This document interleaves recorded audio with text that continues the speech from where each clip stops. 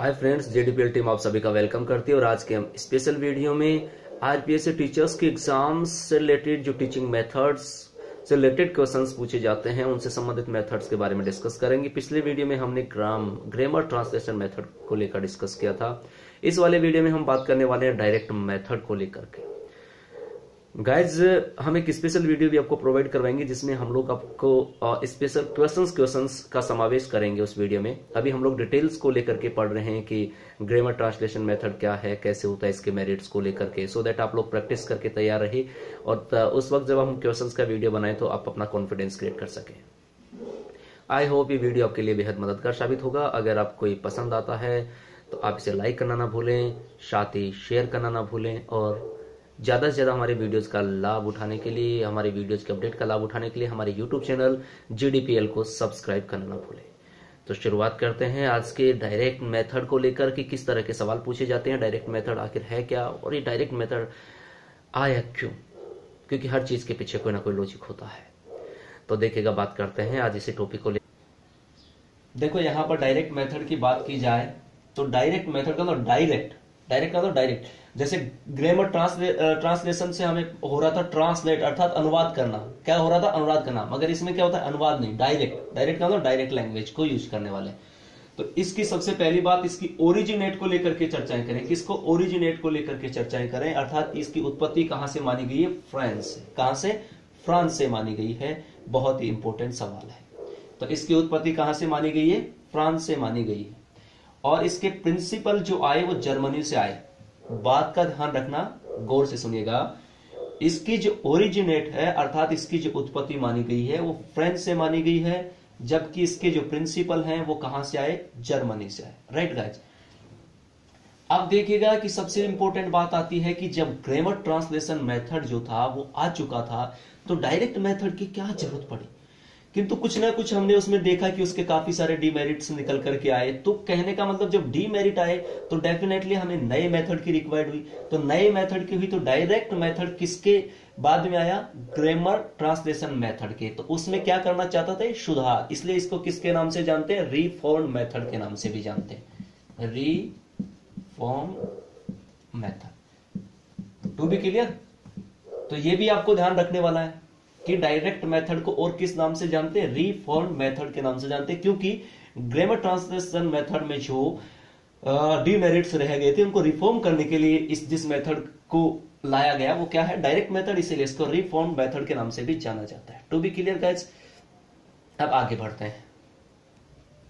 अब सबसे पहले बात करें कि इस मेथड का एम क्या है। तो एम क्या है? जैसा ही कहा डायरेक्ट, तो डायरेक्ट का मतलब इंग्लिश को इंग्लिश के माध्यम से ही सीखना। अर्थात ऐसा नहीं है कि इंग्लिश का हम लोग हिंदी में ट्रांसलेट कर रहे हैं, हमारी मदर टंग में ट्रांसलेट कर रहे हैं। इंग्लिश को किसके माध्यम से सीखना? इंग्लिश के माध्यम से ही सीखना। ये इसका मुख्य उद्देश्य है। ठीक है। उसी के अंदर एक्सपेक्टेशंस करना, उसी के अंदर स्टूडेंट एसोसिएट हो जाए, उसी के अंदर रीड करें, उसी में थिंकिंग करें, उसी में अपने जो आइडियाज है उनको एक्सपेक्ट करें। तो इसका मुख्य एम क्या है? इंग्लिश के माध्यम से ही इंग्लिश को सीखना, उसमें रीड करना, उसमें अपने जो आइडियाज है उनको एक्सप्रेस करना। ये सब चीजें किसमें हो? इंग्लिश में हो। ये इसका एम है। क्योंकि सवाल पूछा जा सकता है कि डायरेक्ट मेथड का एम क्या है। तो एम क्या रहा? इंग्लिश के माध्यम से ही इंग्लिश सीखना, चाहे वो स्पीकिंग हो सकती है, चाहे रीडिंग हो सकती है, चाहे अपने आइडियाज को एक्सप्रेस करने का वे हो सकता है। To be clear guys? अब देखते हैं कि इसकी मुख्य विशेषताओं के बारे। अब देखिएगा, इसकी फीचर्स की बात करें तो देखिएगा, सबसे पहले तो इसकी जो यूनिट होती है वो सेंटेंस होती है। टू बी क्लियर, ये याद रखना, इसकी यूनिट क्या होती है? सेंटेंस। जबकि ग्रामर ट्रांसलेशन मेथड की यूनिट क्या थी? वर्ड थी। राइट। तो ये ध्यान रखेगा, ये इंपॉर्टेंट क्वेश्चन से आ चुका है। दूसरी बात, इसमें जो ग्रामर होती है वो इंडक्टिवली रूप में पढ़ाई जाती है। टू बी क्लियर, ये बहुत ही इंपॉर्टेंट है। फिर बात करें तो वर्ड, आइडिया और जो एक्सपीरियंस होते हैं उनके मध्य एक डायरेक्ट बॉन्ड क्रिएट किया जाता है। क्या किया जाता है? डायरेक्ट बॉन्ड क्रिएट किया जाता है। जैसे मान लीजिएगा, अगर हमें एप्पल के बारे में बताना है, एप्पल को पढ़ाना है, एप्पल का मीनिंग बताना, तो एट दैट मोमेंट हमें एप्पल की रिक्वायर्ड पड़ती है, सो दैट इजी वे से वो मीनिंग अंडरस्टैंड हो पाए, स्टूडेंट्स को, लर्नर्स वो इस इजी वे से सीख पाए। बिकॉज इसमें डायरेक्ट होता है, इंग्लिश टू इंग्लिश चलता है। टू बी क्लियर, यानी कि लैंग्वेज, हमारा पर्पज क्या है? जैसा कि मैंने बताया, इसका लक्ष्य जो होता है, इसका एम जो होता है वो इंग्लिश के माध्यम से इंग्लिश सीखना होता है। फिर इसमें स्पीकिंग एंड लिसनिंग पर स्ट्रेस होता है, यानी कि उसकी अपॉर्चुनिटी ज्यादा प्रोवाइड की जाती है। यानी कि जो अपॉर्चुनिटी होती है वो किस पर स्ट्रेस करता है? ये स्पीकिंग एंड लिसनिंग पर। फिर से देखिएगा, यूनिट जो है सेंटेंस है, ग्रामर इंडक्टिवली रूप में पढ़ाई जाती है, वर्ड आइडियाज एक्सपीरियंस में डायरेक्ट जो क्रिएट होता है वो डायरेक्ट क्रिएट बॉन्ड होता है, और स्पीकिंग एंड लिसनिंग की अपॉर्चुनिटी पर स्ट्रेस दिया जाता है। टू बी क्लियर, ये इसके इंपॉर्टेंट। और फिर जो एटमॉस्फेयर होता है वो कैसा तैयार किया जाता है, इंग्लिश का तैयार किया जाता है। ध्यान रखना, एटमॉस्फेयर इंग्लिश का तैयार किया जाता है, सो दैट इंग्लिश के एटमॉस्फेयर की वजह से बेस्ट वे होता है कि लर्नर उसको अच्छे से सीख पाए। To be clear.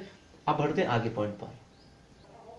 अब देखिएगा इसके प्रोसीड्यूर की तरफ बढ़ते हैं। अगर ये प्रोसीड्यूर आपको इजी से आप समझ लोगे तो डेफिनेटली मेरिट और डिमेरिट का आप बिना माइंड किए, यानी कि कहने का मतलब ज्यादा आपको हार्ड वर्क नहीं करना पड़ेगा और ऑटोमेटिकली आपको समझ में आ जाएगा कि इसके फीचर्स क्या होने चाहिए।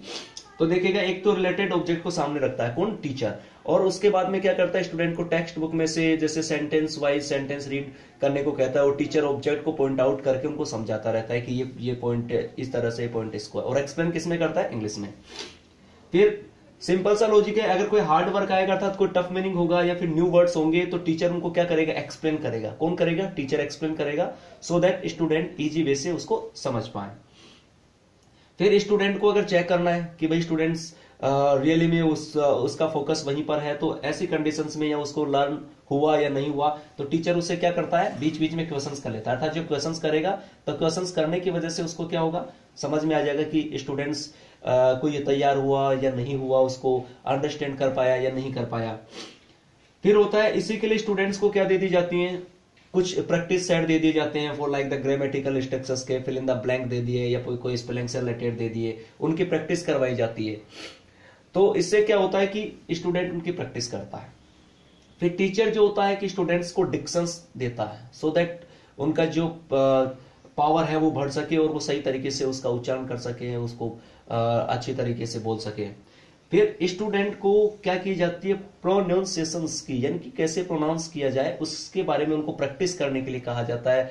तो जब इस दौरान वो जो प्रैक्टिस करते हैं तो वो वर्ड पे फोकस करते हैं, उसके सिलेबल पे फोकस करते हैं, सो दैट वो इजी वे से इसको तैयार कर सके। ये इसकी डायरेक्ट मेथड की प्रोसीड्यूर होती है। First step, second step, third, fourth, fifth और सिक्स्थ स्टेप, इस तरह से उसके स्टेप चलते हैं। अब बढ़ते हैं इसके मेरिट को लेकर के। देखो, इसके मेरिट की बात की जाए तो डेफिनेटली हम लोग इजी वे से गैस लगा सकते हैं अगर पॉइंटों की तरफ ध्यान ना दे तो भी।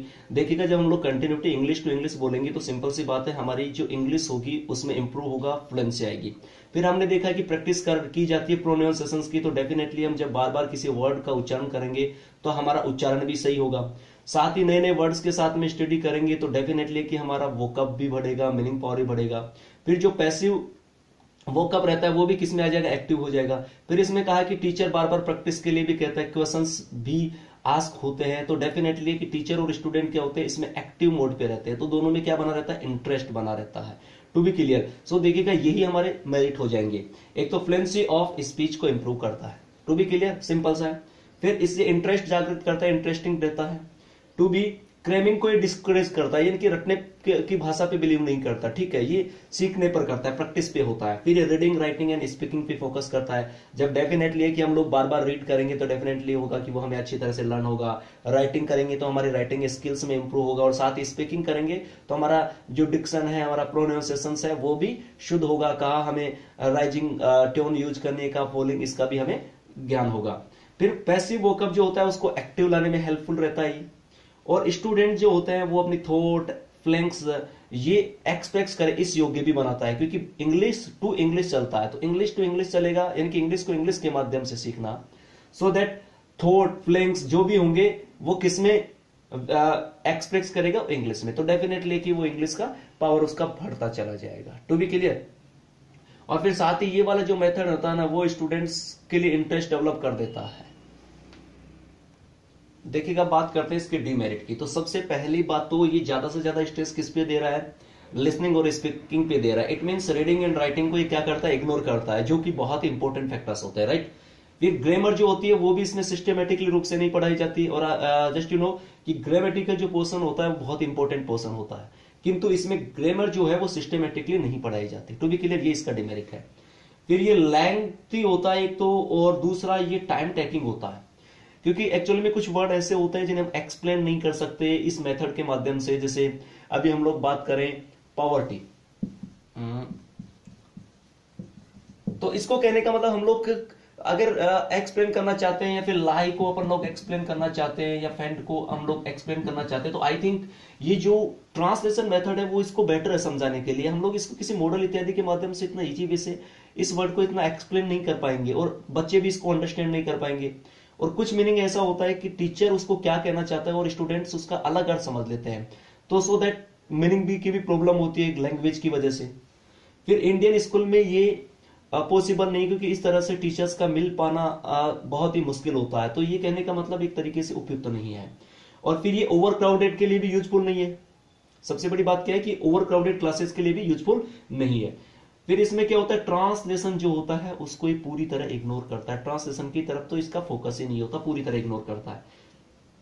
फिर बात होती है ऑब्जेक्ट, मॉडल्स, पिक्चर इत्यादि की रिक्वायर्ड होती है। और देखिएगा कि इतने लोग क्या फाइनेंशियली साउंड नहीं होते, तो फाइनेंशियली साउंड नहीं होते तो एट दैट मोमेंट ये एक तरीके से क्या है, बहुत खर्चीला है। और बहुत खर्चीला होने की वजह से बच्चों के लिए ऑब्जेक्ट करना, मॉडल्स तैयार करना, उनके लिए पिक्चर इत्यादि सारी जो चीजें वो प्रोवाइड करवाना मुश्किल होता है। तो ये भी इसका बड़ा नुकसान है, जिसकी वजह से ये सारी फैसिलिटीज इक्वल रूप से प्रोवाइड करवाना मुश्किल होता है। तो कहने का सबसे बड़ी प्रॉब्लम क्या आती है कि इन वजह से ये जो है ये इसके डीमेरिट्स हैं।